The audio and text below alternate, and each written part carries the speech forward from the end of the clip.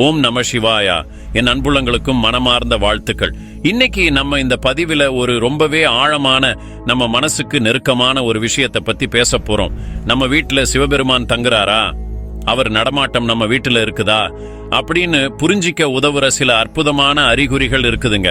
அந்த அறிகுறிகளில் 5 மிக முக்கியமானவை. அதுக்கு மேல ஒரு 6வது ஆழமான ரகசியம் கூட இருக்கு.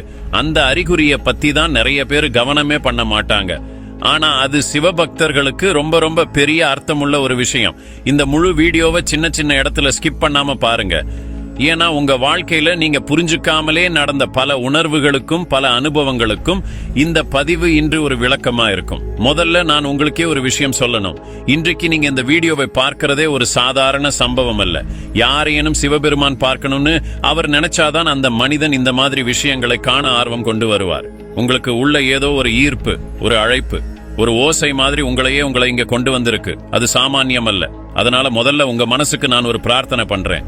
நீங்கள் எல்லோரும் நலமா, சந்தோஷமா, ஆரோக்கியமா, அமைதியா வாழணும் என்று சிவபெருமான் அருள் கிடைக்க நான் மனமாற வேண்டேன். இன்னும் நம்ம சேனலை சப்ஸ்கிரைப் பண்ணலனா மறக்காம பண்ணிக்கோங்க. உங்க ஆதரவு தான் நம்ம சேனலுக்கு உயிர். நீங்கள் கொடுக்கும் லைக், கமெண்ட், உங்க குட் வைப்ரேஷன்கள் தான் நம்ம வீடியோக்கள் இன்னும் பலரிடம் சேர உதவுது. இப்போ நேரா நம்ம மெயின் விஷயத்துக்கே போலாம். இது உங்கள் ரகசியம் பேசுகிறது.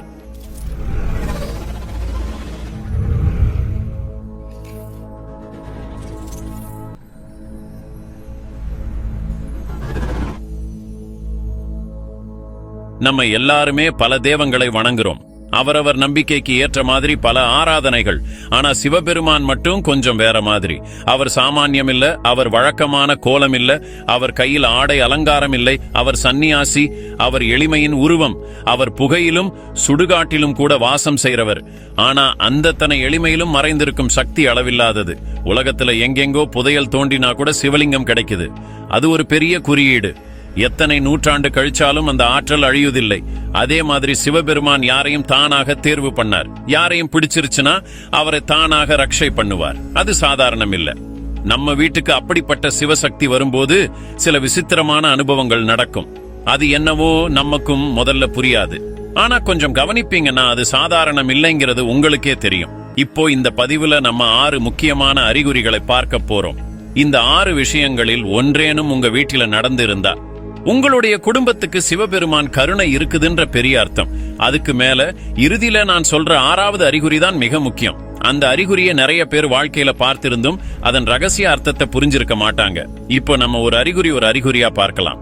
முதல் அறிகுறி விபூதி போன்ற தெய்வீக வாசனை. சில சமயம் நீங்க வீட்டில அமைதியா இருந்தாலும் வேலையா இருந்தாலும் திடீர்னு ஒரு தெய்வீகமான வாசனை உங்கள் மூக்குல வரும். அது சாதாரண வாசனை இல்ல. அது நம் வீட்டில் வச்ச விபூதியோ அகர்பத்ததோ அல்ல.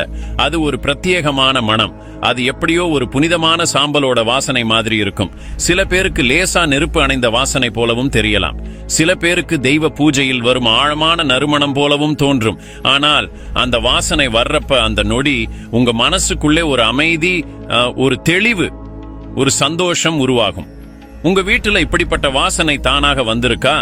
உங்களால எந்த காரணமோ கண்டுபிடிக்க முடியலையா? அப்படின்னா அது ஒரு சிக்னல். அது சிவபெருமான் உங்க வீட்டுக்கு வந்திருக்கிற அறிகுறி. அவர் இருப்பு ஒரு வாசனையா உணரப்படும். இது பல பக்தர்களுக்கும் நடந்துகிட்டே இருக்கும்.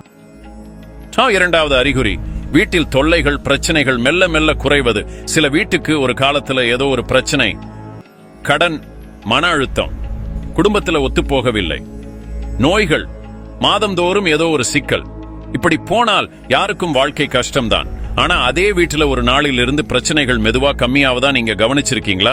நேற்று இருந்த பெருசா தோன்றிய சிக்கல் இப்போ எதுவுமே இல்லாம மறைந்து போச்சுன்னு உணர்வா? இதுவரை மனசுல எப்பயும் ஒரு அழுத்தம் இருந்தது. ஆனால் இப்போ வீட்டுக்குள்ள நுழைந்ததும் ஒரு அமைதி, ஒரு சக்தியின் ஒரு பாதுகாப்பு உணர்வு வருதா? அப்படின்னா இது சாதாரணம் இல்லைங்க. சிவசக்தி ஒரு வீட்டுக்கு வரும்போது முதல்ல நடக்கிற மாற்றம் இதுதான். அவர் உள்ளே நுழைந்த உடனே வீட்டின் நெகட்டிவ் வைப்ரேஷன் எல்லாம் களைஞ்சு போயிடும். கோபமான மனசு சாஃப்ட் ஆகும். எப்பவுமே டென்ஷனா இருந்த குணம் குண்டு போய் கால்மாயிடும். குடும்பத்துல அன்னெசரி ஃபைட்ஸ் குறையும். பெருசா இருந்த பிரச்சனைகள் டைரக்ஷனா சால்வ் ஆக ஆரம்பிக்கும். இதெல்லாம் அட சும்மா நடந்திருக்கும்னு தோன்றலாம், ஆனா அது அப்படியே கிடையாது. ஒரு வீட்டுக்கு சிவபெருமான் தங்கறார் என்றாலே அந்த வீட்டின் எனர்ஜி மாற்றம் கண்டிப்பா தெரியும். மூன்றாவது அறிகுறி, மாடுகள் காளைகள் திடீரென வீட்டை பார்த்து நின்று விடுவது. இது ரொம்ப ரொம்ப முக்கியமான அறிகுறி. ஆத்திலோ கிராமத்திலோ இருந்தவங்க ரொம்ப நல்லா தெரிஞ்சிருக்கும். சில மாடுகள் திடீரென ஒரு சில வீட்டு வாசலில நின்று உள்ளே பார்த்துக்கிட்டு நிற்பது உண்டு. அது சும்மா அல்ல. காளை என்றாலே நந்தி, நந்தி என்றாலே சிவபெருமான் முன்னாடி அவர் இருக்கிற சக்தியை முதல்ல உணர்றவன். ஆகையால் ஒரு வீட்டில் சிவபெருமான் இருப்பது காளைகளுக்கு தெரியும். இதனால் தான் சில வீட்டு வாசலில் காளை அமைதியா நின்றுகிட்டு உள்ள பார்ப்பது, கற்பிணி பசு விட்டு போகாம நிம்மதியா நிற்பது, ஒரு மாடு வந்து டெய்லாட்டி கொண்டு வீட்டு வாசலை சுற்றி போவதும் கூட. இதெல்லாம் சின்ன விஷயம் அல்ல. வாயில்லா உயிர்கள் எப்போதும் உணரும். இந்த காளையோ பசுவோ உங்களை வீட்டுக்கு வந்திருக்குன்னா அவர்கள் பசியா இருக்கும்போது அந்த மாடுகளுக்கு ஓரளவு உணவு கொடுக்கிறது நல்ல பலன்களை தரும். அதனால முடிந்தால் பலம், புல்லு, குடிநீர் எதுவாக முடியும் அதை வழங்கலாம். இது தெய்வீக அருளை வலுப்படுத்தும். நான்காவது அறிகுறி, சிட்டுக்குருவி மற்றும் பறவைகள் வீட்டுக்கு வருவது. பறவைகள் எந்த வீட்டிலும் அப்படியே இறங்காது. அவங்க அப்படியே அந்நியமான இடத்துக்கு வரவே மாட்டாங்க. பிரிதொரு வீட்டை பாதுகாப்பான இடமா உணர்ந்தால் மட்டும்தான் அங்கே இறங்கும். சில வீடுகளில் சிட்டுக்குருவிகள் சாளரத்தருகில் தினமும் வருது. வீட்டின் ஓரத்துல உட்கார்ந்து ஓய்வெடுக்குது. கொஞ்ச நேரம் வீட்டை பார்த்து கொண்டு நிற்குது. சில சமயம் கூடு கட்ட ஆரம்பிக்கும். இதெல்லாம் நேர்மையான சக்திகள் இருக்கும் வீடுகளில் தான் நடக்கும். பறவைகள் பூசும் இடம் இறைவன் கால் வைத்த இடம்னு ஒரு பழமொழி கூட இருக்குதுங்க. அது உண்மைதான். சிட்டுக்குருவி வந்து உங்க வீட்டில கூடு கட்டினா அது ஒரு பெரிய அறிகுறி. அது அந்த வீட்டை பாதுகாப்பு சக்தி சூழ்ந்திருக்கிறதா உணருது. இது நடந்தா சிவபெருமான் அருள் அந்த வீடுக்கு உறுதியாக வந்திருக்கு என்று பொருள். பறவைகளை விரட்டாம அவங்க நிம்மதியா இருக்கத்தான் விடணும். அவர்கள் வருவது ஆசீர்வாதத்தின் அடையாளம். ஐந்தாவது அறிகுறி, கருநிற நாய் உங்கள் வீட்டு வாசலில் சுற்றி வருவது. ஒரு வீட்டுக்கு கருப்பு நிற நாய் அடிக்கடி வந்து அந்த வீட்டை சுற்றியும் வாசலில் அமர்ந்துகிட்டும் இருக்கும் விஷயம் ரொம்ப ஸ்பிரிச்சுவல் சிக்னிபிகன்ஸ் உடையது. இது சும்மா ஸ்ட்ரே டாக் பிஹேவியர் இல்ல. கருநிற நாய் என்பது பைரவரின் வாகனம். பைரவர் என்பது சிவபெருமானின் உன்னதமான ஒரு அவதாரம். சிவபெருமான் ஒருவர் இருக்கும் வீட்டை முதல்ல உணர்ந்து பாதுகாக்க வருபவர் பைரவர். ஆதலால் கருநிற நாய் தினமும் உங்க வீட்டு முன் வந்து ஓய்வெடுத்தா, வாசலுக்கு அருகா உட்கார்ந்துகிட்டா, உங்க வீட்டை சுத்தி நித்திரையில இருந்தா, உங்களை பார்த்துட்டு டெய்லாட்டினா அது ஒரு அருளின் அடையாளம்.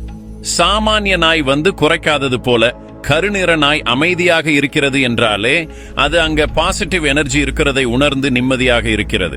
இதற்கு நன்றி சேர்த்துக் கொள்ளும் விதமாக அந்த நாய்க்கு நீங்கள் செய்யும் ஒரு சிறிய உதவி கூட சிவா பிளெஸிங்கா மாறிடும். ஒரு ரொட்டி கொடுத்தாலும் பிளெஸிங், ஒரு பிஸ்கெட் கொடுத்தாலும் பிளெஸிங், சிறிது பால் கொடுத்தாலும் பிளெஸிங். அவன் பசிக்காக வரவில்லை, அவன் உங்களை பாதுகாக்க வந்திருக்கிறான். அவன் வருவது தெய்வீக காப்பின் அடையாளம். ஆறாவது ரகசிய அறிகுறி, கனவில் ஜோதி, லிங்கம் அல்லது சிவ வடிவம் தோன்றுவது. இது மிகவும் சக்தி வாய்ந்த அறிகுறி. நிறைய பேருக்கு கனவில் சிவலிங்கம் தெரியும். சிலருக்கு ஜோதி போல ஒரு வெளிச்சம் தெரியும். சிலருக்கு உருவம் இல்லாம பவர்ஃபுல்லா லூமினஸ் பிரசன்ஸ் தோன்றும். சிலருக்கு சிவபெருமான் சிலுவெட்டான முகம் மின்னி மறையும். இதெல்லாம் சும்மா ரேண்டம் ட்ரீம் அல்ல. சிவபெருமான் யாருடைய கனவில் வந்தாலும் அது ஒரு முக்கியமான டேர்னிங் பாயிண்ட். அவர் யாருக்குமே வெறுமனே காட்சி தரமாட்டார். அவரை விரும்புறவங்களுக்கு மட்டுமல்ல, அவரை தேடுறவங்களுக்கு மட்டுமல்ல, அவரது கண்களில் தகுதியை கண்டவங்களுக்கு தான் காட்சி கொடுப்பார். சிவபெருமான் கனவில் வருவது தனது அனுகரகம் உன்னை தொடர்ந்து விட்டது என்ற மிக பெரிய அடையாளம். ஆனால் பலர் இப்படி ட்ரீம் வந்தாலும் அது நம்ம மனசுல நினைச்சதால வந்திருக்கும்னு இக்னோர் பண்ணிடுறாங்க. ஆனா அது அப்படியே கிடையாது. ஒரு ஆர்டினரி ட்ரீம்னு டிஸ்மிஸ் பண்ணற மாதிரி இது இல்லை. சிவபெருமான் கனவில் வரும்போது உங்கள் மேல் இருக்கும் தெய்வீக பொறுப்பு கூட அதிகரிக்கும். அவர் உங்க கனவுல வந்தா அது உன்னை நான் பார்த்துட்டேன், உன்னை நான் ஏத்துக்கிட்டேன், உன்னை நான் காப்பாற்றுறேன் அப்படின்னு சொல்ற சொல்லில்லா ஒரு அருள்மொழி. இந்த அறிகுறியை எந்த சிவா டிவோட்டியும் லைட்டா எடுத்துக்கொள்ளக்கூடாது. நிறைய பேருக்கு இந்த காட்சி சைல்ட்ஹுட்ல வந்திருக்கும். சிலருக்கு லைஃப் ஸ்ட்ரகிள் மிடில் ஸ்டேஜ்ல வரும். சிலருக்கு பிரார்த்தனை செய்யாமலேயே வரும். அவர்தான் வந்து அழைப்பார். இதெல்லாம் நடந்தா நீங்கள் சிவனுடைய போர்வையில நிச்சயமா இருக்கிறீங்க. இந்த ஆறறிவு உங்க வாழ்க்கையில் ஏதாவது ஒன்று நடந்திருந்தாலே சிவபெருமான் உங்களை விட்டு பிரிய மாட்டார். எதை செய்யணும்? ஓர் அருகில் இருக்கும் சிவாலயத்திற்கு சென்று மனதளவில் அவரை பார்க்கணும். நிறைய பூஜை அர்ச்சனை அவசியமில்லை. அவருக்கு ஒரு நொடிக்கு முன் நிற்பதாலே போதும். ஏன்னா அவர் உங்களை பார்த்து விட்டார். இப்ப நீங்க பார்ப்பதுதான் மீதி. உள்ளம் தூய்மையா இருந்தால் அதுவே மிகப்பெரிய பூஜை. இந்த பதிவின் எந்த ஒரு அறிகுறி கூட உங்கள் வாழ்க்கையில நடந்திருந்தா கீழே ஓம் நம சிவாயா என்று சொல்லி கமெண்ட் பண்ணுங்கள். உங்க வீட்டுக்கு சிவருள் வந்திருக்கான்னு நானும் பார்க்கணும். இந்த பதிவை கேட்ட உங்களுக்கு மன நிம்மதி, நல்ல சக்தி, குடும்ப அமைதி எல்லாம் கிடைக்க எனது மனமார்ந்த வாழ்த்துக்கள். நீங்க இன்னும் நம்ம ரகசியம் பேசுகிறது சேனலை சப்ஸ்கிரைப் பண்ணிருக்கல எனில் மறக்காம சப்ஸ்கிரைப் பண்ணுங்க. ஒவ்வொரு நாளும் இப்படி தெய்வீகமான விஷயங்கள் உங்களை தேடி எழுப்ப வருது. இந்த பதிவை உங்க உறவினர்கள், நண்பர்கள் எல்லாருக்கும் பகிர்ந்து வைக்குங்க. குறைந்தபட்சம் ஒரு மனிதருக்கு ஆனந்தம் கிடைக்கலாம். இறுதியாக எழுந்தவுடனும் இரவு தூங்குவதற்கு முன்பும் 3 முறை சொல்லுங்க, ஓம் நம சிவாயா, ஓம் நம சிவாயா, ஓம் நம சிவாயா. சிவபெருமான் உங்களை எப்போதும் காக்கட்டும்.